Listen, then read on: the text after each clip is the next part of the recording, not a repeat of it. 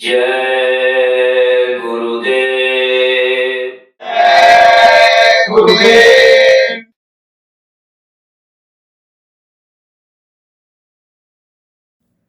जय गुरुदेव। जय गुरुदेव।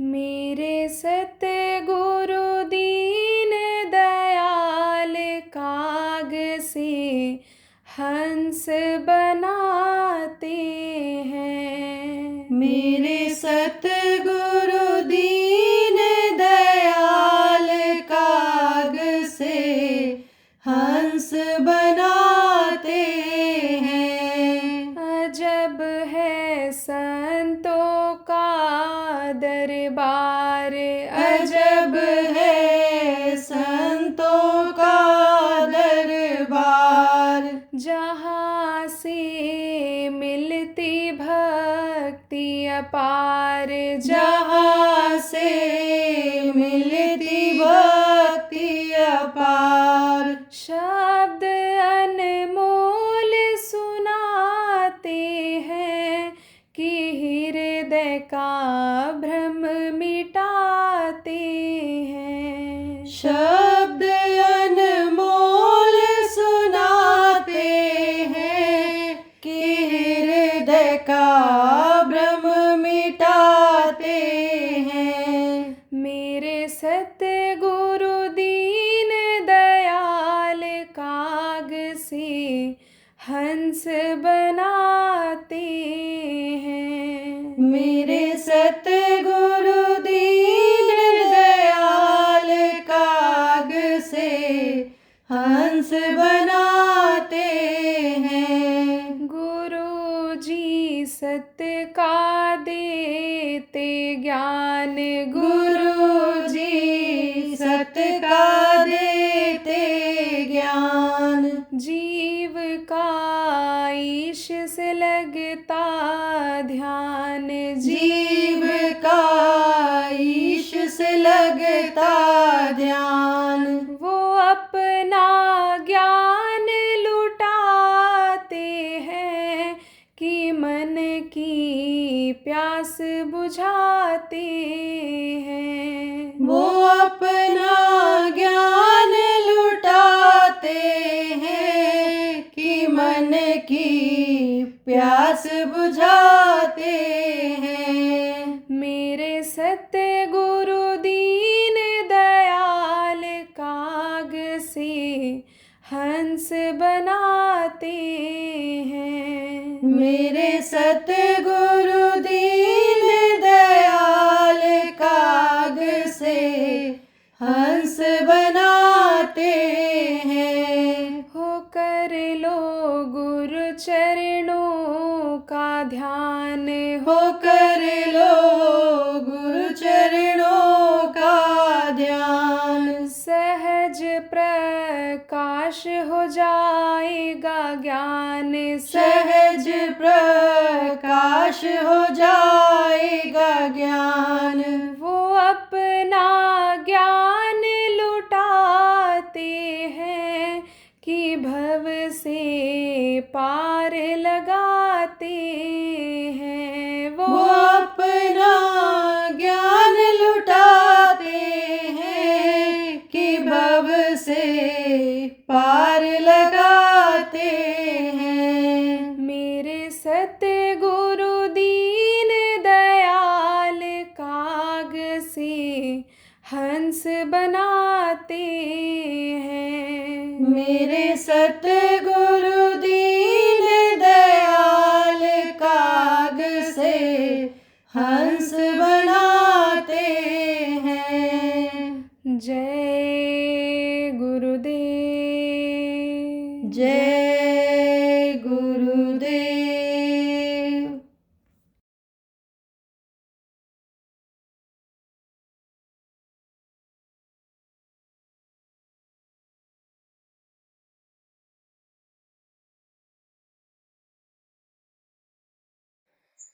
भक्तों में भल्ला साहब हुए। भल्ला कौन थे? जागीरदार थे, जमीन जायदाद काफी थी।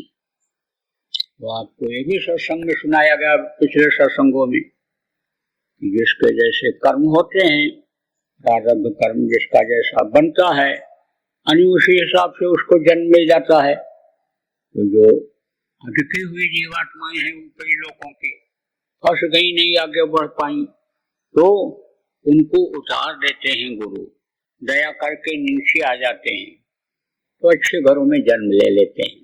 खाने पहनने की कोई दिक्कत उनको नहीं होती है। तो थोड़ा भी अगर यानी शरीर को साफ सुथरा रखते हैं, इसको गंदा अंदर से नहीं होने देते हैं, अंतरात्मा में मैल गंदगी नहीं आती है, पूरे कर्म शरीर से नहीं करते हैं, तो संस्कार उनके जो हैं वो जग जाते हैं।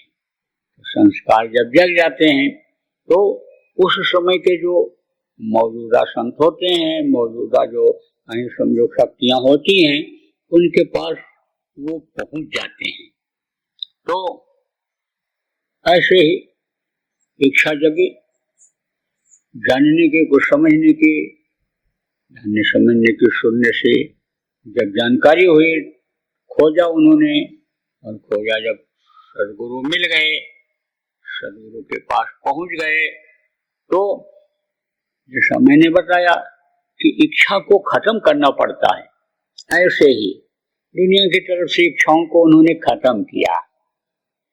तो चाह गई, चिंता गई, मनवा बेपरवाह, फिर ये मनवा बेपरवाह होने लग गया।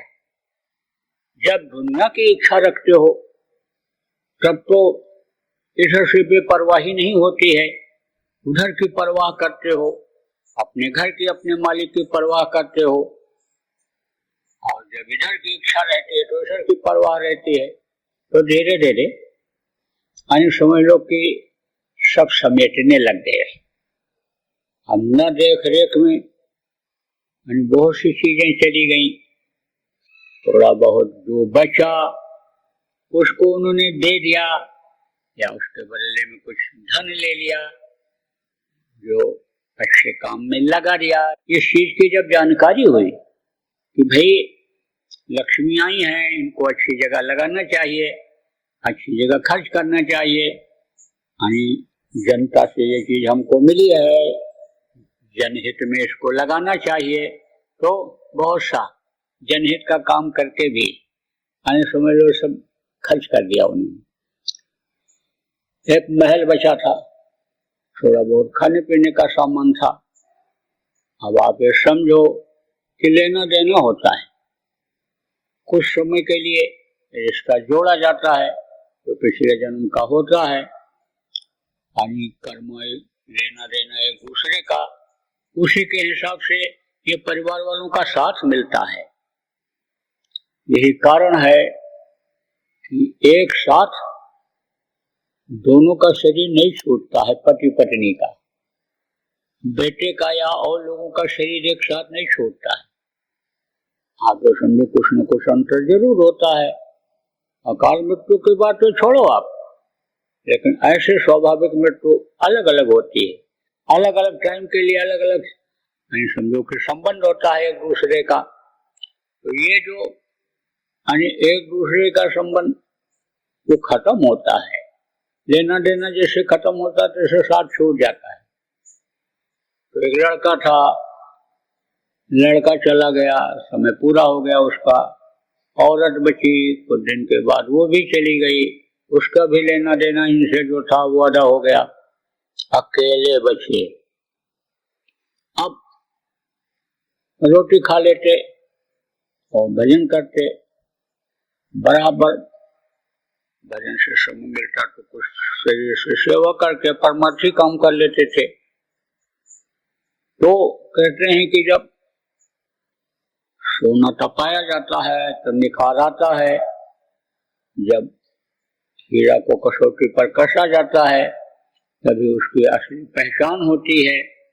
ऐसे ही यानी जब परीक्षा गुरु लेते हैं और परीक्षा में जब पास हो जाता है तभी उसका इतिहास बनता है, और भक्त के साथ फिर कहा गया भगवान का नाम होता है, भक्त अगर न हो तो भगवान की कीमत नहीं, मुरीद न हो तो मुर्शिद की कीमत नहीं।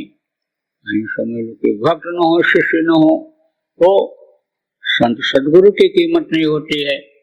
तो उनके गुरु ने धीरे धीरे इनको कसना शुरू किया।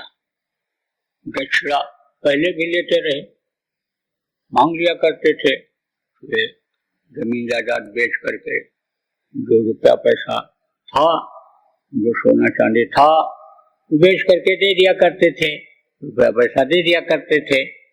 तो अब तो ज्यादा कुछ बचा नहीं था। गुरु जी ने संदेशा भेजा, अब अल्लाह से कह दो 1000 स्वर्ण मुद्रा दे दे। स्वर्ण मुद्रा चलती थी। स्वर्ण मुद्रा किसको कहते हैं? सोने के सिक्के, जिसको बहुत से लोग आप गिन्नी कहते हो, कुछ लोग शक्ति कहते हैं। इस तरह के सिक्के चलते थे सोने के। तो बोले कि 1000 मुद्रा कर दो, दे दें। अब 1000 मुद्रा कहाँ से दें?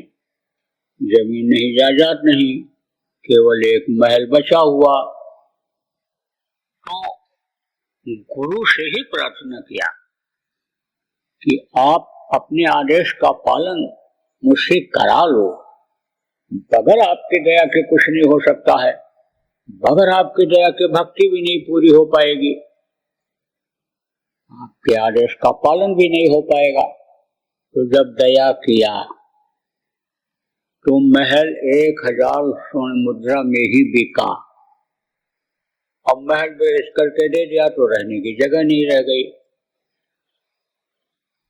तो कहते रहने की जगह नहीं, सारा जहां हमारा। जो ये समझ लेता सारा जहां हमारा, उसको सब जगह आश्रय मिल जाता है, रहने की जगह हो न हो तो इधर उधर आने जाने लग गए। सम्मान तो था ही, इज्जत तो थी इनकी, एक तो धनी मानी थे, कोई अत्याचार अन्याय नहीं करते थे। जब धन इनके पास था, शेर साहूकार थे, जागीरदार थे, तो भी लोगों की सेवा किया करते थे, सेवा को धर्म समझते थे। जब सेवा करता रहता है तो विचार भावनाएं अच्छी रहती हैं और फिर पुण्य इकट्ठा होता है। इससे कहा पुण्य पुंज बिन मिले न संता। जब तक इकट्ठा नहीं होता है तब तक संत नहीं मिलते हैं, सदगुरु नहीं मिलते हैं। तो पहले भी छवि इनकी लोगों में अच्छी थी, अब कुछ भी नहीं रहा तो भी लोग इनका आदर करते थे। आप समझो कि कपड़े लट्टे से तो थोड़ी देर का आदर सम्मान होता है, लेकिन जो गुण होते हैं उसके अंदर शरीर के, या जो उसका व्यवहार होता है, जो उसकी सेवा होती है, वो अमिट होती है। जो आदमी अच्छा काम करके यश कमा लेता है, वो यश कभी भी नहीं खत्म होता है। आप समझो कानक कहा नावला कर सके, कान सिंधु समाये, कान पावक जल सके, काल काय न खाए। तो कहा पुत्र नावला कर सके, जिसके कोई नहीं होगा, अकेली औरत होगी, तो पुत्र नहीं पैदा कर सकती है, पुत्र नावला कर सके। और पाप न सिंधु समाये, पाप अगर कोई करता है, पाप इकट्ठा हो जाता है तो समुद्र में भी नहीं समा सकता है, समुद्र भी उसको अपने में हजम नहीं कर सकता है, नहीं ढो सकता है इतना जल उसके पास होते हुए भी। पाप बहुत बड़ा पहाड़ होता है, आप समझो इतना दबा देता है कि मन चित्त बुद्धि ये खत्म हो जाती, आदमी सोच नहीं पाता अब हम क्या करें, और वो कदम कदम पर तकलीफ झेलता है। इसीलिए कहा गया पाप से डरो, पाप से बचो, पाप को समझो, पाप क्या चीज है। तो अब आप समझो सबसे ज्यादा पाप तो क्या है? जीव हत्या है। जीव हत्या बहुत बड़ा पाप है, जीव रक्षा पुण्य है और जीव हत्या पाप है। इस मानव मंदिर को गंदा करके, विचार भावना खराब करके दुनिया की इच्छा पैदा कर लेना, यह है पाप। और इसको साफ सुथरा रखो, इसके अंदर मांस मछली मत डालो, अंडा शराब मत डालो, इसको साफ सुथरा रखो। और इससे यानी समझो उस मालिक को याद करो, मालिक से मिलने का रास्ता ले लो और मालिक से मिलने का अभ्यास करो। तो ये क्या है? यह है पुण्य, ये पुण्य है। तो कहा पाप न सिंधु समाये, पाप सिंधु नहीं समझ सकता है सिंधु भी। आप समझो इतना बड़ा होता है पाप, पाप न सिंधु समाये। और कीर्ति न पावक जल सके, जो यश कीर्ति जिसको कहा गया, जो अच्छा काम करता है वो आग में नहीं जल सकता। आप देखो जिन महापुरुषों ने अच्छा काम किया उनको लोगों ने भगवान मान लिया, भगवान राम, भगवान कृष्ण, भगवान बुद्ध, अन्य लोगों ने नाम रख दिया, उन्होंने अच्छा काम किया। अब उनको अगर कोई बोलना चाहे बोल नहीं सकता है। अब ये जरूर है जो जिसका प्रचार ज्यादा कर देता है वो ज्यादा मशहूर हो जाते हैं, उनकी अच्छाइयां जो लोगों के सामने प्रकट कर देते हैं तो ज्यादा मशहूर हो जाते हैं। मनुष्य शरीर में थे तो कमियां भी थी, कमियों को उजागर न करके, कमियों पर पर्दा डाल करके और अच्छाइयों को जब प्रकट कर देते हैं तो उनके प्रति आस्था ज्यादा हो जाती है लोगों की।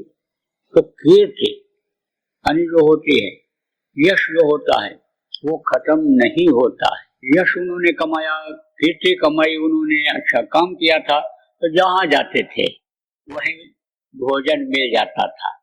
गरीब अमीर कहाँ किसी के यहाँ पहुंच गए, क्योंकि जो भजन करता है, जो त्याग करता है, यानी उसका नब्या जिभ्या पर कंट्रोल हो जाता है। उसको तो पेट भरने के लिए खाना रहता है, उसको तो चाहिए नहीं, उसकी खोज वो नहीं करता है, तो कहीं भी रुक गया।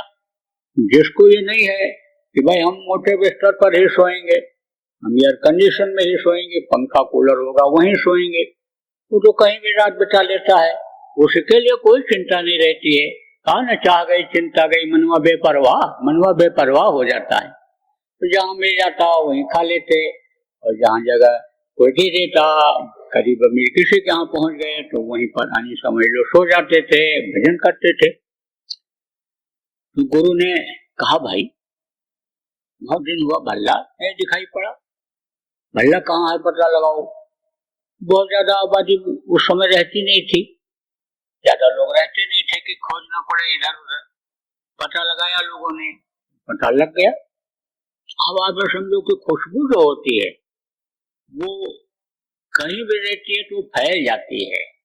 ऐसे साधक और संतों की जो खुशबू होती है उनके काम की या उनकी साधना की, तो बहुत जल्दी फैलती है, बहुत जल्दी पता चल जाता है, लोगों को मालूम हो जाता है।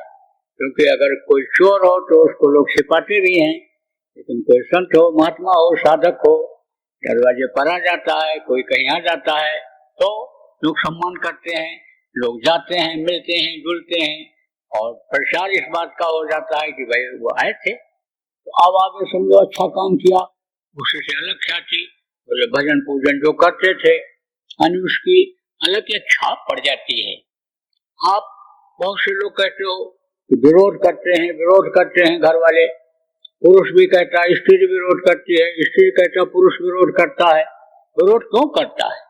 क्योंकि आप असली चीज उनको दर्शा नहीं पाए, आप खुद नहीं बैठते हो, आप खुद नहीं करते हो, दूसरे को उपदेश करते हो।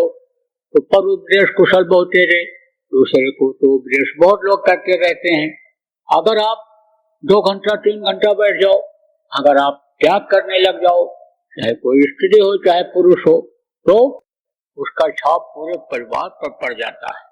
वो देखते हैं कि भाई हिल भी नहीं रहे हैं, गर्मी भी इतनी है, देखो पसीना भी बह रहा है, और देखो ठंडी भी है, और इनकी रजाई भी खिसक गई है, हवा अंदर जा रही होगी, बदन ठंडा हो रहा होगा, लेकिन हिलते नहीं। तब इस बात को सोच लेते हैं कि जरूर कोई बात है, जरूर कोई बात है, कि देखो इतनी बैठे हुए हैं तो कुछ आनंद मिलता होगा, मस्ती ना आती होगी। तो गर्मी क्यों बर्दाश्त करते, ठंडी क्यों बर्दाश्त करते, क्यों इस तरह से समय हो गया, खाने पीने का उस पर ध्यान नहीं है, और भजन में लगे हुए हैं, काम भी घर का सब पूरा कर लिया, कोई कमी नहीं है, रोटी भी बना दिया, बच्चों के देख रेख भी कर दिया और अन्य बच्चों को स्कूल भी भेज दिया, कोई घर का काम नहीं रह गया और बच्चियां ये बैठ गई, साधना करने लग गई, तो पति के ऊपर उसका असर पड़ता है कि भाई कोई काम में भी कमी नहीं है और देखो किस तरह से याद कर रही है। तब उसकी जानने की इच्छा होती है कि आखिर ये कर क्या रहे हैं। गैर नामदानी कोई पति हो, गैर यानी पत्नी हो गैर नामदानी, और नामदानी अगर करने लग जाए, ऐसा घर में आदर्श उपस्थित कर दे, इस तरह का व्यवहार अपना बना ले कि जिससे लोग सोचने के लिए मजबूर हो जाएं, जानने के लिए मजबूर हो जाएं, तो आप ये समझो ये शिकायत खत्म हो जाएगी। आप समझ लो कि प्रभाव नहीं जता पाते हो, खुद नहीं करते हो और दूसरे को बताते हो, केवल बस खाली आपकी बातें बातें रहती हैं, दूसरों के लिए रहती हैं, अपने लिए नहीं रहती। इसलिए आप निराश होते हो जब लोग कहते हैं, कुछ करते हैं या विरोध करते हैं। तो आप ये समझो पता लग गया कि भल्ला वहां उस गांव में तो दया प्रेमी बताया गुरु जी को कि तुमको तो याद कर रहे थे, गुरु महाराज याद कर रहे थे, हमको याद किया गुरु महाराज ने, तो करना बहुत जरूरी है। देखो जो अच्छे साधक होते हैं वो बताते नहीं है, जो मुंह से बताता हूँ बहुत अच्छे हैं, बहुत साधक हैं अच्छे, या जो आप समझो शो करते हैं अपने को कि गुरु महाराज हमको मानते थे, जानते थे, ऐसा करते थे, वो समझ लो कि पूरे नहीं अधूरे हैं। अपने आप को पूरा होने से नहीं होता है। आप ये समझो कि जिसको लोग पूरा कहने लगते हैं वो पूरा हो जाता है। तो अपना याद करते रहते थे और गुरु का दर्शन जब उनको अंतर में मिल जाता था तो बहुत जरूरी नहीं समझते थे जाना आश्रम पर, अपने आप को करते रहते थे। ध्यान रोज होता था, दया की नहीं थी उनके ऊपर। लेकिन जब संदेशा आया गुरु महाराज याद कर रहे थे, भल्ला बहुत दिन हो गया, पता करो कहाँ है, दिखाई नहीं पड़ा, तब गए, खड़े हुए, तो उन्होंने पूछा जैसे भौतिक रूप से आजकल कोई किसी का लेता है, ऐसा लिया, जानते तो सब थे, लेकिन कई लोगों के दिखावे के लिए भाई लोग कहेंगे कि ध्यान नहीं दे रहे हैं, पूछा नहीं कुछ, लोगों की आस्था भी उनके तरफ से कम होगी क्योंकि दुनियादारी लोग ज्यादा पसंद करते हैं। हर कोई ये चाहता है कि हमको सम्मान मिले, सम्मान का जो भूत है संस्मृत में ये नहीं खत्म हो रहा है। तो संतों के यहाँ तो हर तरह के लोग आते हैं और एक तरह से अन्य समझ लो कि सबकी एक समय पर कोई चीज जाती नहीं है, धीरे धीरे खत्म होती है, धीरे धीरे अहंकार का अंकुर खत्म होता है, धीरे धीरे छोटापन आता है, धीरे धीरे लोभ लालच खत्म होती है, धीरे धीरे दुनिया की तरफ से मुख को मोड़ता है, धीरे धीरे आदत डालता है इस बाह्य पूजा से अंतर पूजा की तरफ। तो थोड़ा बहुत इंतजाम करना पड़ता है खाने पीने का, रहने का, और थोड़ा बहुत दुनियादारी भी दिखानी पड़ती है, बातचीत करना पड़ता है, समझाना बताना, डांट फटकार भी करना पड़ता है। तो गुरु महाराज ने हालचाल पूछा और उसके बाद में फिर इशारा कर दिया तो प्रेमी से प्रेमी मिले और गुरु भक्ति दृढ़ होए, तो प्रेमी खोजन में चला प्रेमी मिला न कोई। तो जब प्रेमी प्रेमी से मिलते हैं खुश हो जाते हैं, साधक साधक से मिलता है खुश हो जाता है, सेवादार जो शरीर से सेवा करते हैं सेवादार सेवादार से मिलते हैं खुश हो जाते हैं। जो जिस तरह के लोग होते हैं वो उनको देख करके खुश हो जाते हैं। तो जो समझते थे कि साधना क्या होती है, ध्यान भजन में कैसे उपलब्धि होती है, अंतर्मुखी साधना कैसे होती है, उनके समझ में तो आ गया। देखते ही साधक को कि साधक हैं या अच्छे हैं, बल्ला हैं। अब बहुत प्रेम जताया लोगों ने, ले गए उनको बैठाए और भोजन कराए।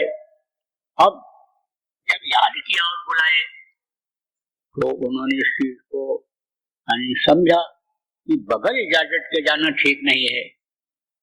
रुक गए तो सेवा की होड़ लगा दिया उन्होंने। सेवा शास्त्रों के अंदर है। सेवा से ही मन साफ होता है, सेवा से ही कर्म से आदमी बचता है। तो नहीं तो अन्न खाया तो किसी का भी खाया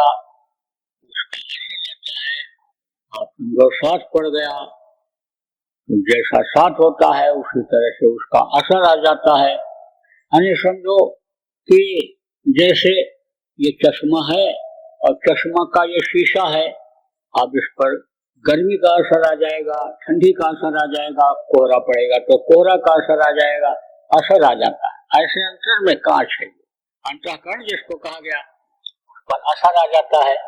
चश्मा के ऊपर जब धूल जमा हो गई, कोहरा जमा हो गया, ठंडी बूंदें जमा हो गई, तो इसको साफ किया जाता है।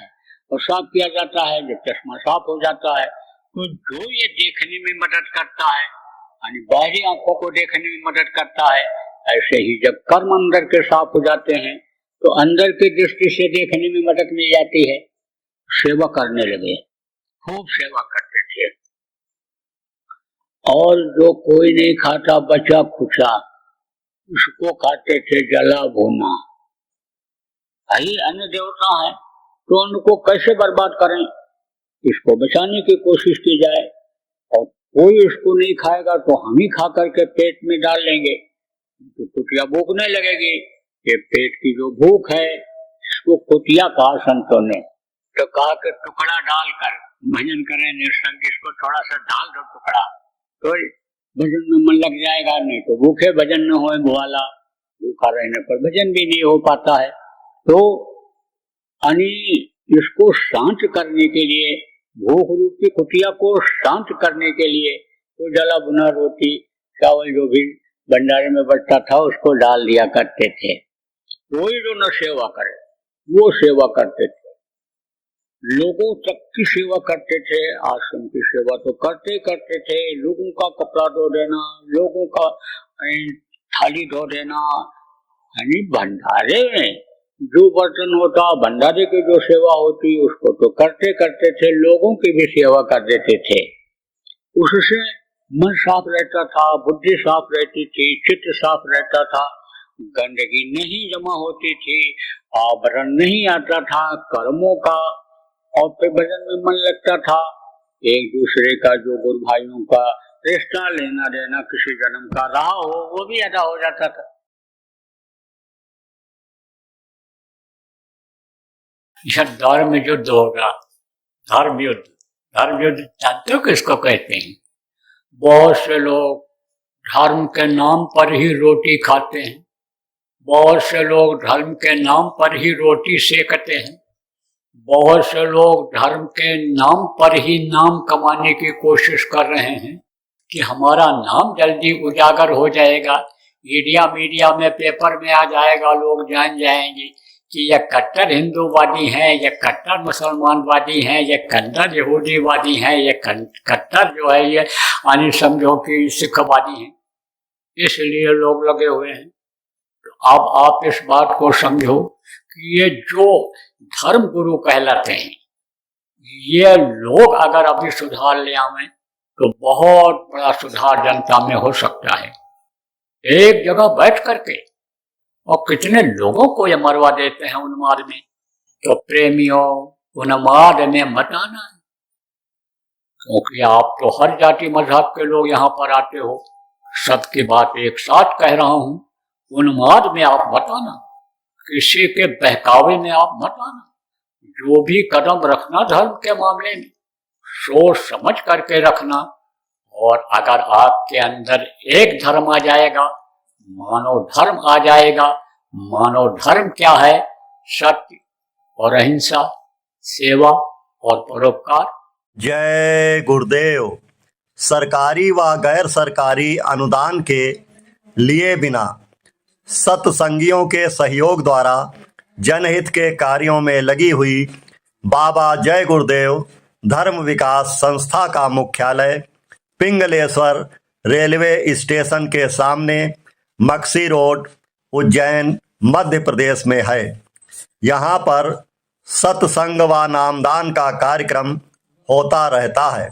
अतः आप श्रोताओं से अनुरोध है कि बाबा उमाकांत जी महाराज के आश्रम उज्जैन एक बार परिवार सहित जरूर पधारिएगा। आपके सुझाव के लिए व्हाट्सएप नंबर 9575600700। जय गुरुदेव, जय गुरुदेव।